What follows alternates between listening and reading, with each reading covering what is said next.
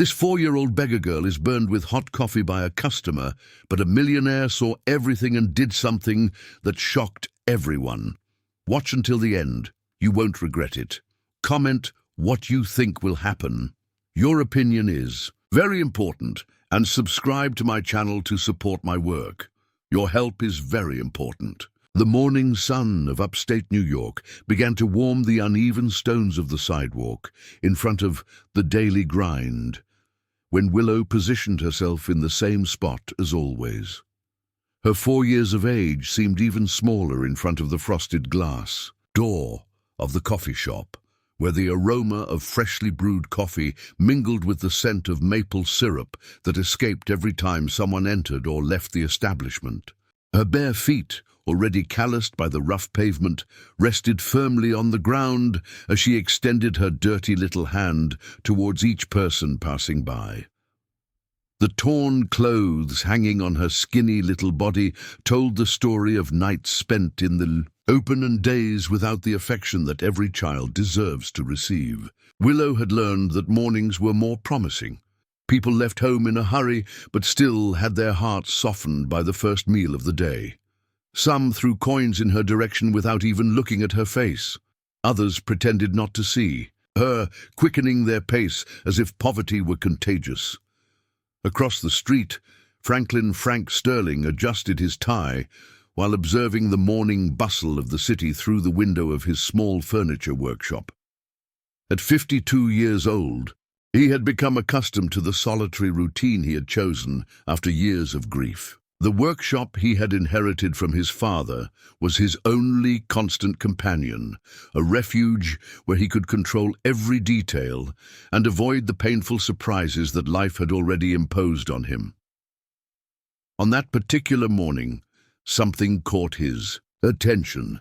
A small child was standing in front of the coffee shop, a sight he had noticed a few times before, but had always chosen to ignore. Other people's problems were not his responsibility. He had learned the hard way that getting too involved in other people's lives only brought suffering. Bernice Abernathy, a 63-year-old woman known to everyone in town for her sharp tongue and constant bad mood, came out of the daily grind holding a steaming cup of coffee. Her small, piercing eyes immediately spotted the girl who partially blocked her path. "Get out of the way, you filthy brat," Bernice grumbled, trying to get around Willow without spilling the hot coffee she intended to enjoy on her way home. Willow, with the innocence typical of her 4 years, did not understand the woman's hostile tone. On the contrary, she saw in her another opportunity to get some coins to buy a piece of bread. She extended her small, dirty hand towards Bernice, her big eyes shining with a hope that contrasted drastically with her neglected appearance. "Please, lady, a dime?" Willow asked in her tiny voice, taking a step forward and completely blocking the woman's path. Bernice's irritation exploded, like a pressure cooker that had been under high heat for too long. All her personal problems, all the frustrations accumulated over the years, all the bitterness she carried in her chest, were channeled at that moment towards the defenseless child who dared to bother her.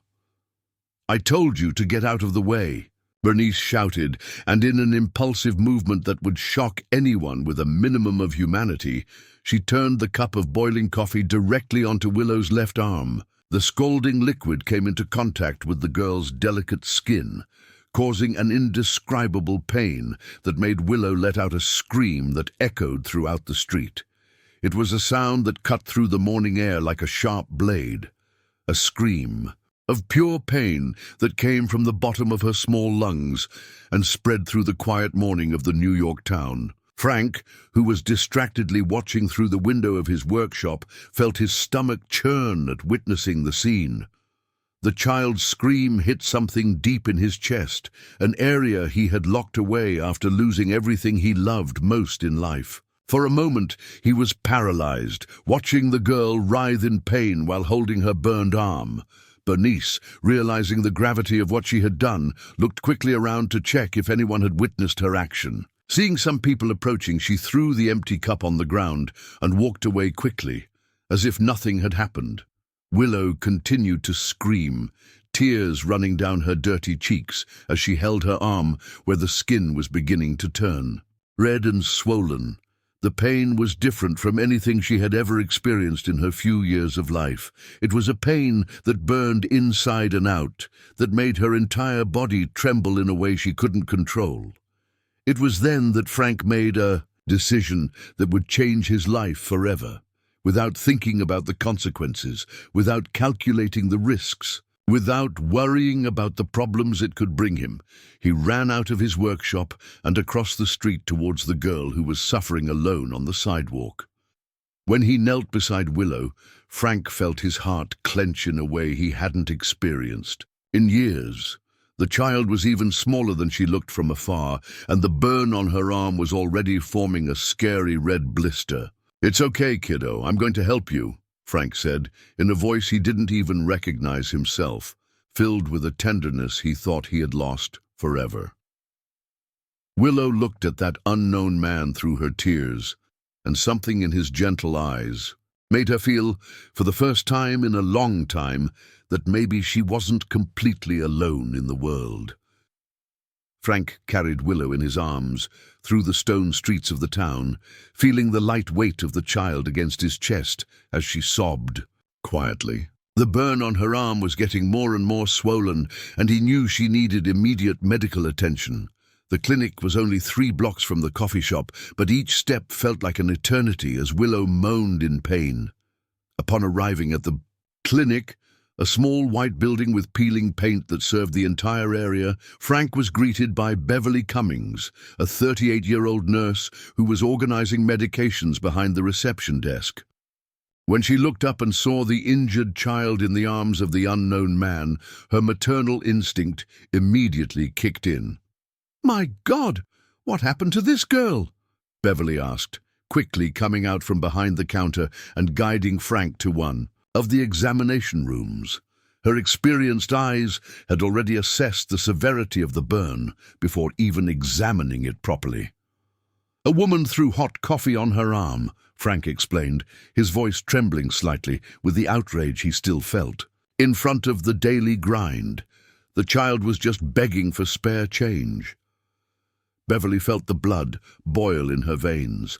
During her 15 years working as a nurse, she had seen many terrible things, but cruelty against children always affected her in a particular way.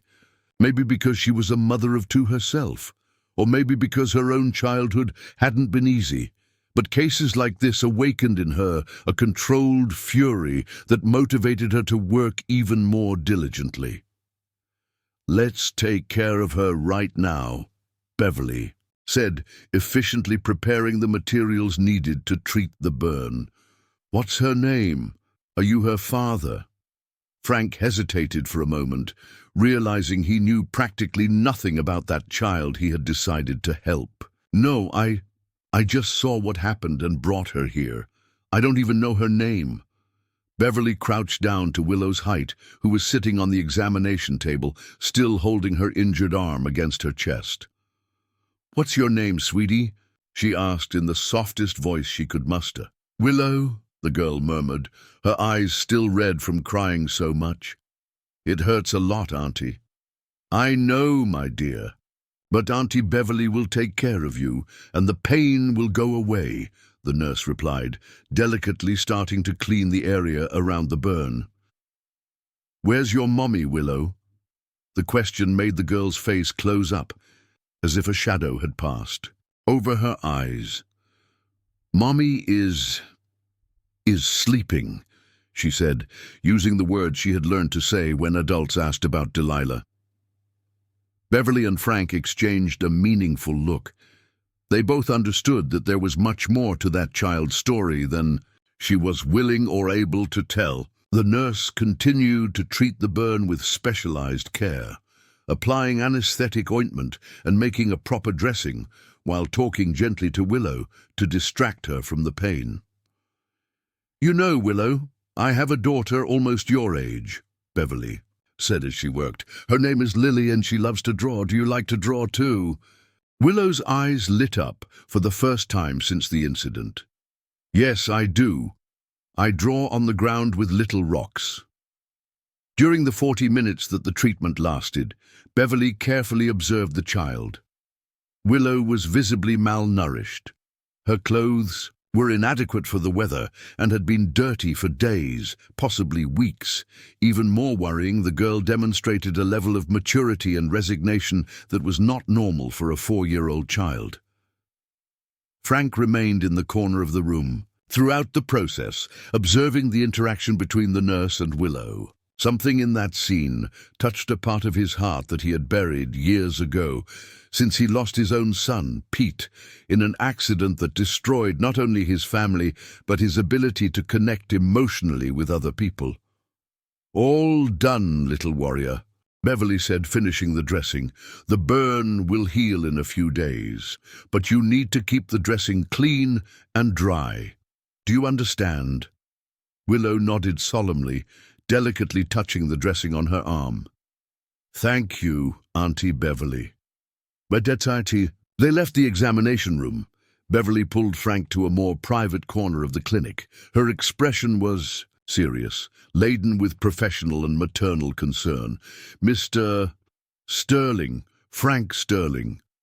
Mr. Sterling, I need to tell you that this is not the first time I've seen this girl. She's been appearing around town for months, always alone, always in the same conditions. Today is the first time someone has brought her here for being injured, but..."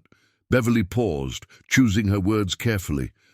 "I'm almost certain she's being neglected, possibly abandoned." Frank felt a weight form in his stomach. "Do you know where she lives? Who is responsible for her?" "I have my suspicions," Beverly replied, looking through the window at Willow, who was sitting in the waiting room swinging her small legs. "There's a woman, Delilah Jenkins, who lives in a shack on the outskirts of town. They say she has problems with drinking. Some people say she has a daughter, but no one has ever seen the two together." The information hit Frank like a punch in the stomach. The idea that that innocent child could be living in conditions even worse than he imagined made him feel a rage he hadn't experienced in years. "Where is that shack?" he asked, his voice laden with determination. Beverly hesitated. "Mr. Sterling, I know you want to help, and that's very noble, but you need to be careful. If Delilah really is Willow's mother, she may not react well to the interference of strangers." "I can't just ignore it," Frank replied, looking again at Willow. "That child doesn't deserve to live like that. No child deserves it." Beverly studied Frank's face for a long moment. She saw in him something she recognized in herself, the pain of someone who had suffered significant losses, but who still maintained the capacity to care about others. It was a rare and precious combination. "The shack is on Wren Street, at the edge of town. It's an old wooden structure half hidden behind the trees," she said finally. "But Mr. Sterling, promise me you'll be careful, and if you need help, you can count on me." Frank nodded gratefully, feeling he had found an ally in this battle he didn't even know he was fighting yet. When they returned to the waiting room, Willow looked at them with her big, expressive eyes. "Can I go now?" she asked, in a voice so small that it broke the hearts of the two adults. "Of course, dear," Beverly said, crouching down to be at the girl's height. "But remember what I said about keeping the dressing clean, okay?" Willow nodded and turned to Frank. "Thank you for bringing me here, Mr. Sterling." Hearing his own name pronounced by that innocent voice made Frank feel something move inside his chest. It was as if a door that had been locked for years was slowly starting to open. 3 days had passed since the incident at the coffee shop, and Frank couldn't get Willow out of his thoughts. During his sleepless nights, he found himself wondering where the girl was sleeping, if she had eaten anything, if the dressing was being properly cared for. Every morning, he positioned himself at the window of his workshop, hoping to see her again in front of the daily grind, but she didn't appear. On Thursday afternoon, unable to bear the uncertainty any longer, Frank closed the workshop early and decided to look for the shack that Beverly had mentioned. Wren Street was in the poorest part of town, where the houses were makeshift constructions and the streets didn't have proper pavement. Delilah Jenkins' shack was even worse than he had imagined, made of old wood and plywood, with broken asbestos, tiles and holes in the walls covered with pieces of plastic. The construction seemed to be always on the verge of collapse. A strong smell of mold and alcohol emanated from the place, mixed with the odor of garbage accumulated in the small yard. Frank knocked on the jammed wooden door, which shook dangerously with the movement. Dragging footsteps approached from the other side, and after a few minutes the door opened, revealing a 45-year-old woman who looked much older than her actual age. Delilah Jenkins had red and swollen eyes, typical of someone who had been drinking all night. Her brown hair was disheveled and dirty, and she wore a torn t-shirt over a stained skirt that had seen better days. The smell of cheap liquor that emanated from her was so strong that Frank had to take a step back. "What do you want?" asked Delilah with a slurred voice, leaning on the doorframe to avoid falling. "Good afternoon, ma'am. My name is Frank Sterling. I came to talk about a girl named Willow. I believe she is your daughter." Delilah's face immediately closed up, and she tried to close the door, but Frank put his foot in the gap, preventing the movement. "I don't have any daughter," she lied, but her nervous eyes gave her away. "Ma'am, I saw the child being attacked in front of the coffee shop. She was hurt and needed medical attention," Frank insisted, trying to remain calm despite the indignation growing in his chest. "And what does that have to do with me?" Delilah retorted, but her voice trembled slightly. At that moment, a noise coming from inside the shack caught Frank's attention. It was a low sound, as if someone was trying to move silently. He stretched his neck, trying to see beyond Delilah, and managed to glimpse a small figure hidden behind a pile of old crates. "Willow?" he called softly.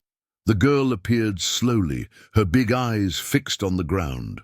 The bandage that Beverly had put on her arm was dirty and partially undone, and she seemed even thinner than a few days ago. "Hi, Mr. Sterling," she said, in an almost inaudible voice. Delilah turned sharply to her daughter, her eyes shining with an alcoholic rage. "Didn't I tell you to stay quiet in there?" The fear that instantly took over Willow's face said everything Frank needed to know about the dynamics of that house. The girl shrunk, as if expecting to be hit at any moment. "Miss Jenkins," Frank said, his voice taking on a firmer tone, "can I come in to talk? It's about your daughter's well-being." "There's nothing to talk about," Delilah replied, but the implicit promise of money in Frank's speech piqued her interest. "Unless you're willing to help a hard-working mother who's going through hard times."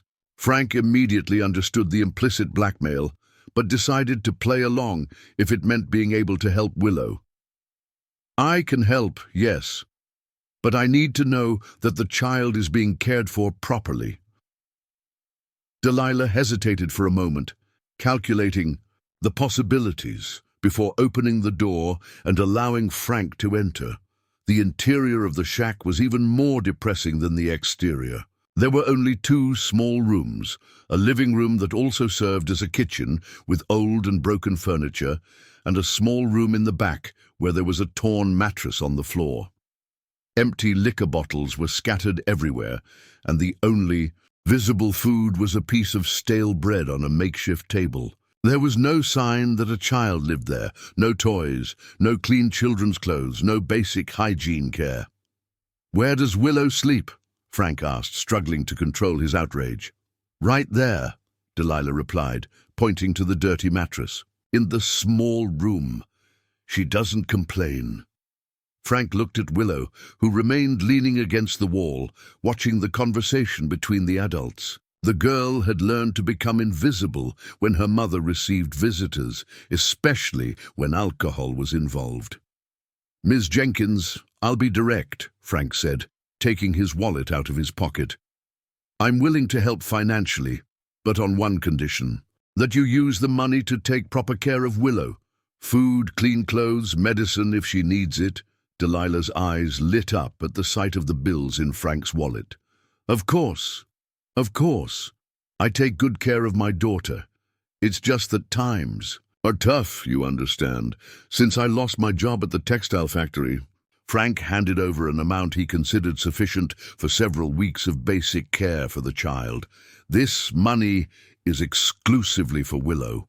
Nutritious food, appropriate clothing, and I want you to take her to the clinic to change the dressing.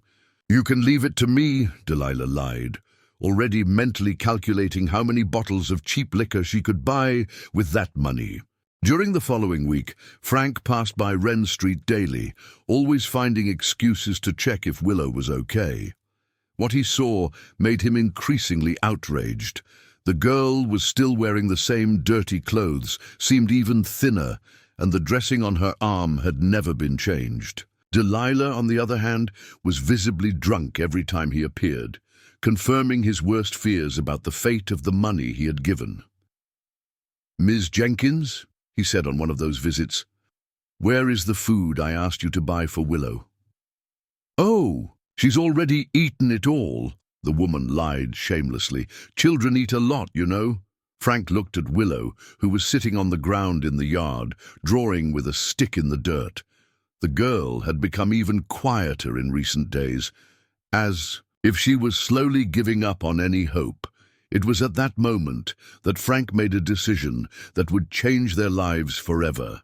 He could no longer trust that Delilah would take care of her daughter, even if she received money to do so. He needed to find a way to help Willow directly, without depending on the goodwill of a mother who clearly had no emotional or physical conditions to care for a child.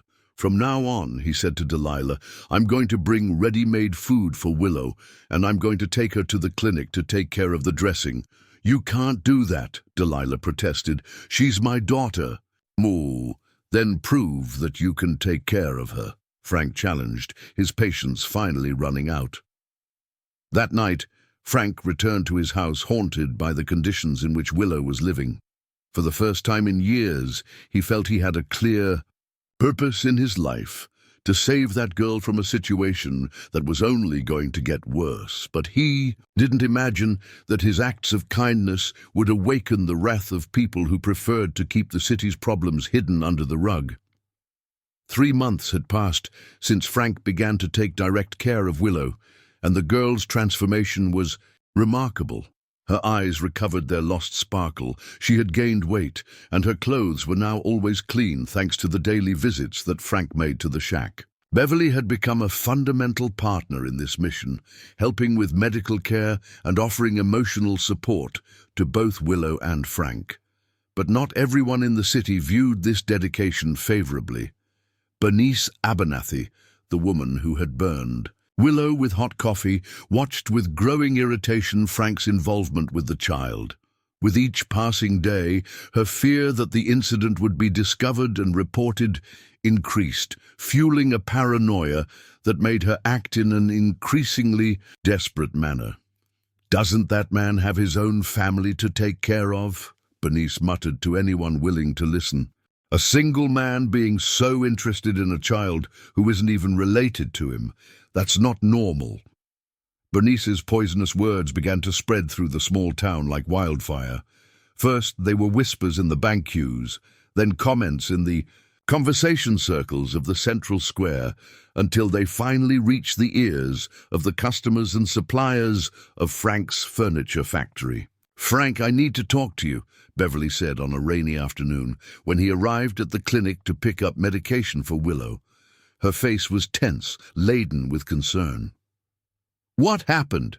Frank asked, immediately alarmed. "They're spreading rumors about you around town, saying that your intentions with Willow are not appropriate." Beverly struggled to find the right words. "Some of my co-workers asked me if I didn't think it was strange for a single man to dedicate himself so much to a child." Frank felt as if he had been punched in the stomach. The idea that someone could misinterpret his genuine concern for Willow made him nauseous. "Beverly, you know I would never—" "I know," she interrupted, placing her hand on his arm.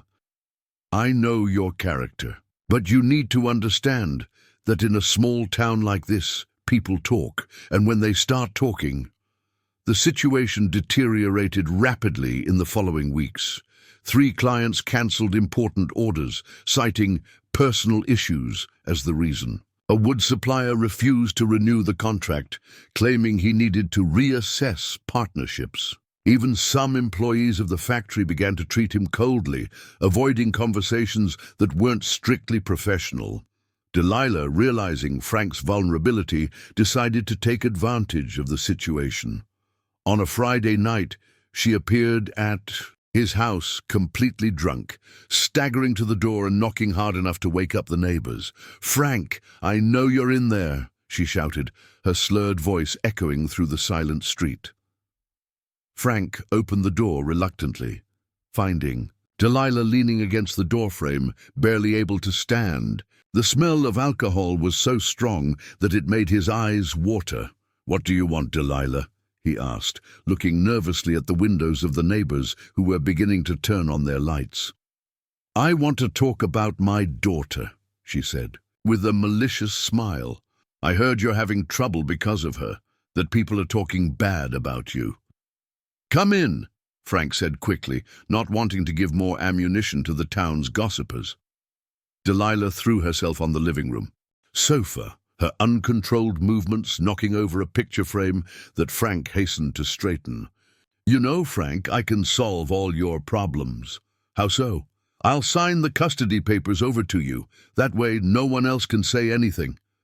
Delilah made a dramatic pause, her calculating eyes shining through the drunkenness. "For $50,000. Frank felt the blood run cold in his veins. It was an absurd amount, practically all his savings. Delilah had found out about his financial situation and decided to take advantage of his love for Willow. "You're crazy, Delilah. I don't have that kind of money." "Sure you do. Everyone knows you inherited a good chunk of money from your father, along with the factory." Delilah rose unsteadily, pointing her finger at Frank. "And if you don't pay, I'll tell everyone that you tried to buy me, that you offered money for me to hand over my daughter." It was a cruel and well-calculated blackmail. Frank realized that Delilah had thought of every detail, taking advantage of both the rumors circulating in the city and his obvious dedication to Willow. In the days that followed, Frank found himself in a desperate situation. He didn't have the money that Delilah demanded, and even if he did, paying that blackmail would mean admitting that there was something wrong with his actions. But he also couldn't abandon Willow, who had become as important in his life as the son he lost years ago. It was during one of those sleepless nights that Frank received an unexpected visit. Dr. Alistair Finch, the town's retired doctor, knocked on his door at 10 o'clock at night, carrying a grave expression on his wrinkled face. "Frank, I need to talk to you about something very important," the 72-year-old doctor said, entering the house without ceremony. "Dr. Finch, do you know what time it is?" "Yes, I do, but this can't wait until tomorrow." The doctor sat down heavily in an armchair, his tired eyes fixed on Frank. "It's about Bernice Abernathy and her family." Frank frowned, not understanding where the doctor was going. "Did you know that Bernice wasn't born here in our town?" Dr. Finch continued. "She arrived about 15 years ago, saying she was a widow and wanted a quiet place to live." "I didn't know, but I don't see what that has to do with me." Dr. Finch sighed deeply, as if he was about to reveal a secret he had carried for years. "Frank, I knew your parents since childhood. I attended your birth, by the way, and I also attended another birth in the Sterling family 2 years before yours." Frank felt his heart race. "What are you talking about?" "Your parents had a daughter before you were born, a girl they gave up for adoption because they didn't have the financial means at the time." Dr. Finch paused, letting the information sink in. The girl's name was Bernice. Frank's world collapsed at that moment. The pieces began to fit together in a terrifying way. Bernice's inexplicable hostility towards him, the way she watched him with resentment, and above all, the cruelty with which she had treated Willow. "Are you saying that Bernice is my sister?" Frank asked, his voice almost inaudible. Exactly. And she knows it, Frank. She came back to this town driven by anger and resentment, seeing you inherit everything that she believes should also be hers by right. Dr. Finch stood up, placing his hand on Frank's shoulder. She's the one who's spreading the rumors about you. It's a calculated revenge against the brother who had the life she could never have. Frank felt as if he was in free fall. His own sister, a woman he didn't even know existed, was destroying his life out of pure thirst for revenge. And at the center of it all was Willow, an innocent child who had become both victim and catalyst of a family tragedy that had lasted for decades. "What do I do now, Dr. Finch?" Frank asked, feeling the weight of all that revelation. "Now, you go to Bernice and talk to her, as brother to sister. Sometimes the truth is the only thing capable of healing old wounds." The doctor paused at the door before leaving. "And Frank, don't give up on little Willow. That child needs you and you need her. Sometimes the family we choose is more important than the family by blood." That dawn, Frank finally understood that his journey to save Willow was only just beginning, and that he would have to face not only the prejudices of the town, but also the ghosts of a family past he had never known. If you liked this wonderful story, please comment. Your opinion is very important. And if you love beautiful stories, subscribe to my channel. I promise to make your day better with my videos.